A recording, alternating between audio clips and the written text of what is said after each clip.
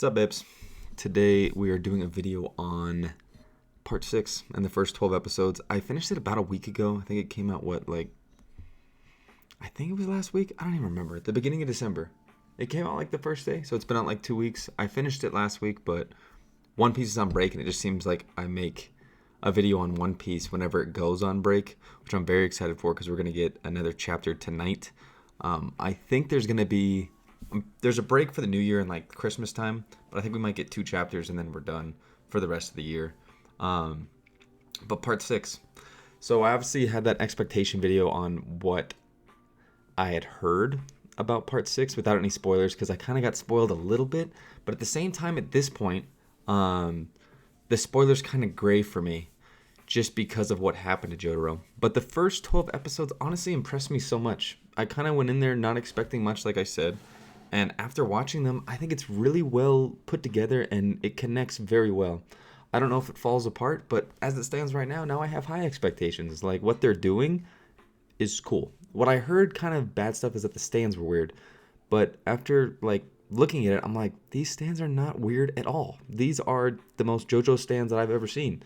Because you start out with the one that makes you smaller. I loved that. It was a nice little introduction to prison and just understanding that what Jotaro gave the arrow in like the little amulet to Jolene and kind of how it affected different people, especially within the first 12 episodes, or if they already had a stand, like Pale Snake.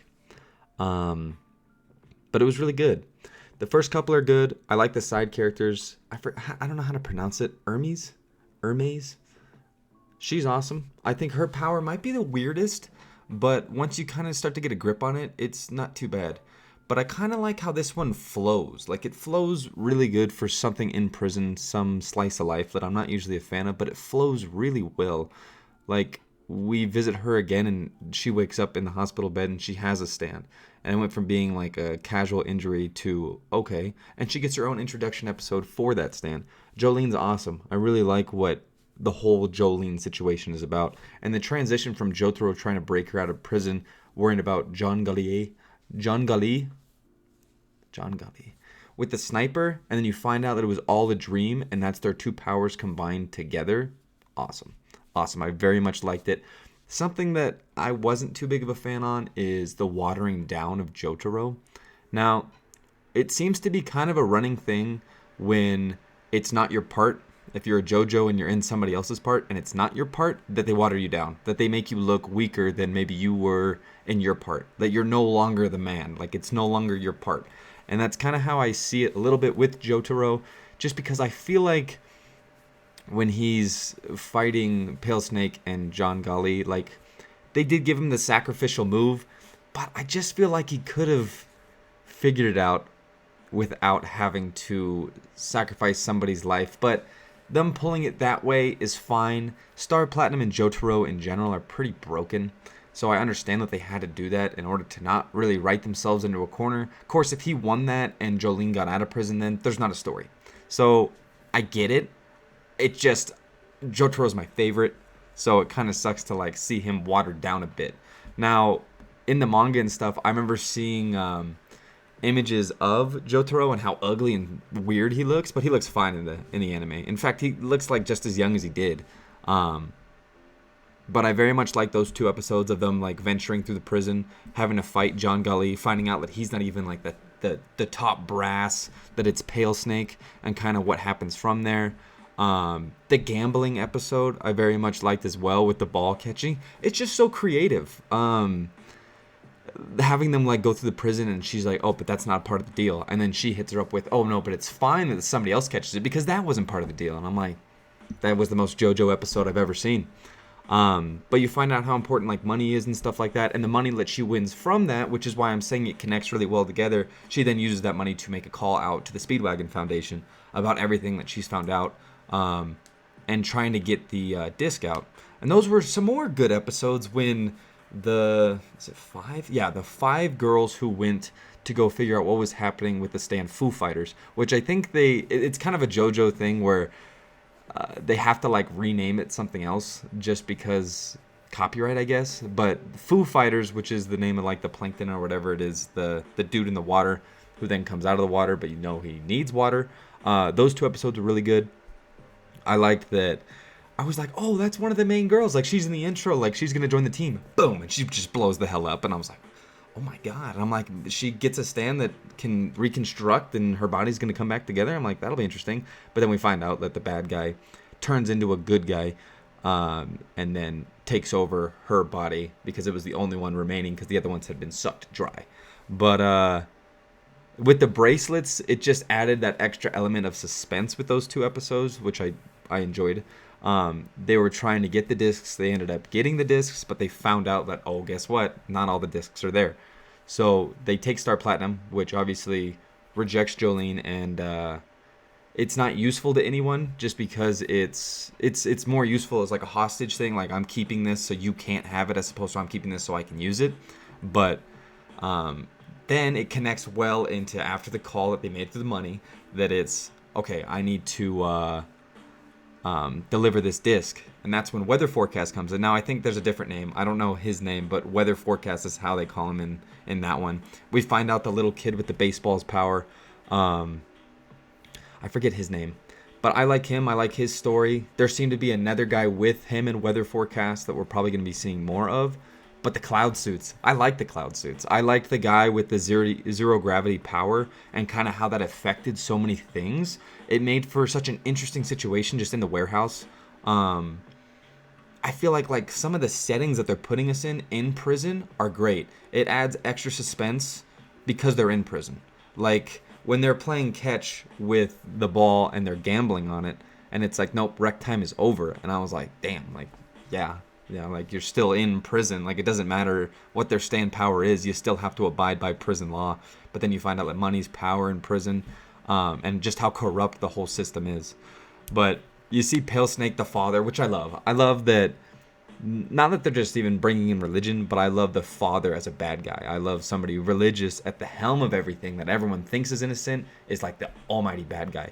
Now, we're probably only a third of the way in, but I guess we can assume that he's the final bad guy unless there's someone above. But when we see him with Dio, I'm just like, okay, so this is the guy. This is the guy.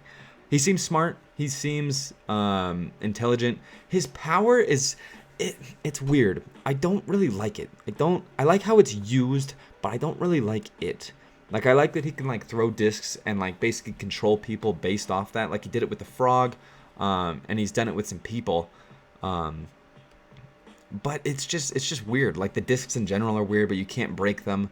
But it causes like a lot of like chase dynamics where people are really trying to get after these discs, which sets up a lot of good stuff. So it's kind of a weird power for like the big bad guy to have, but it makes a lot of sense in kind of how the story progresses and plays out, with the discs being the main motivator for the heroes in the story. But I like that Foo Fighters became a good guy that wasn't really a bad guy to begin with. It was just somebody that wanted intelligent thought, and they owed it to Pale Snake for giving them the intelligent thought to protect the discs. And I was like, sure, okay, fine. But it's cool to see somebody like that, because it adds another weird, because JoJo's weird, right? It adds weirdness for this person to have to fake to pretend to be a human when that's not really a thing. And they're just doing all these weird things. Like, they were licking something weird or drinking something during the gambling episode that I was like, yeah, that's weird. And they're all like looking at her, but they can't do anything. She was protecting the disc. And then the weather forecast with zero gravity was awesome. They finally got out of there, and that's when they're face to face. And I'm like, oh shit, like, this is JoJo. Like, they're right there face to face. She doesn't know though. And she still doesn't know. Yeah, she still doesn't know. But she makes it out. And then out of nowhere, weather forecast with the plague, like frogs falling from the, it was frogs, sheep, and some other shit. But the poisonous frogs were kind of the biggest deal, because they were taking out people that Pale Snake had already planned for. And obviously, the main bad guy has to be intelligent, and he is. And he is an intelligent bad guy, with still not giving his cover away. He did get beat a little bit by Jolene, just because she's the main character. And it's cool that they have this early on interaction, so now he's like, okay, I have to plan for her. Like, she's not an idiot. She beat me in terms of a game of the mind, and I'm like, okay, yeah, I can dig that. I can dig that. And then the bird, I forget the bird's name. It's like I don't remember. But the bird took the disc, and it's going back to the Speedwagon Foundation. Now, what I find weird is Jotaro is dead. Jotaro is dead right now. And The stand disc, I guess, is going to bring him back to life, but I'm pretty sure the only person we saw being brought to life had 2 discs put back in them, right? So even if Star Platinum goes back in, because the first thing I thought about when Jotaro was killed and they were escaping the prison was the part in part 3 where he's dead and he like literally stops his heart, like Star Platinum reaches in there, stops his heart, and his eyes go kind of gray. I'm like, damn, like he just killed himself using his stand. But then he like beats his heart back, and I'm like, I want to see Star Platinum just go back and boop, boop, boop, boop. But we'll see. He doesn't have any memory, but I feel like with Star Platinum that he's basically going to be useless even still, just because if you have no memory, like you can't really do anything, and that's kind of why it's valuable. It's not valuable that you have Star Platinum. Kind of that's why he's like, I don't care that you get this disc. Like you can have your stand back. It doesn't matter to me. You're just a guy. Like you don't understand like what's going on. Now I like to think that with Star Platinum and even just Jotaro being himself without memory would be able to kind of do something useful, which I think will be the case, but we'll see. I don't know how it's going to end. I don't think we're done with Jotaro. I don't think he's dead forever. I don't know when the next episodes are out, but I watched those all pretty quick, and I enjoyed it, and I enjoyed it a lot, and I thought it was a great start. And I usually feel like the parts, like at the beginning, it's kind of the slowest time for it. But as it progresses, it gets better and better.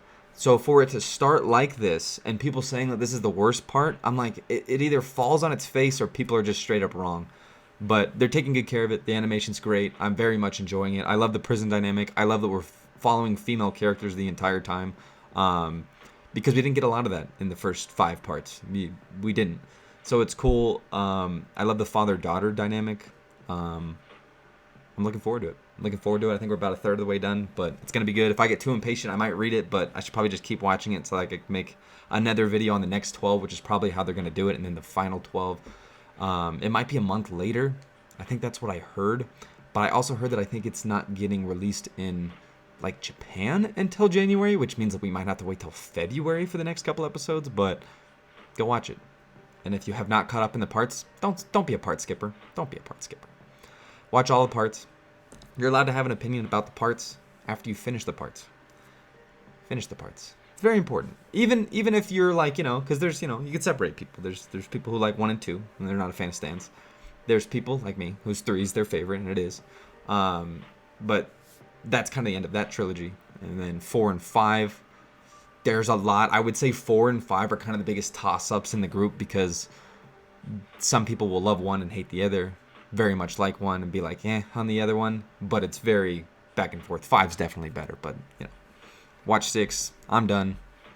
Very good episodes. Very impressed so far. I don't know what the hell people are talking about, but maybe we'll find out. You guys have a good one. Probably One Piece next week. Excited for the chapter tonight. Watching Spider-Man tonight. No spoilers. Good night.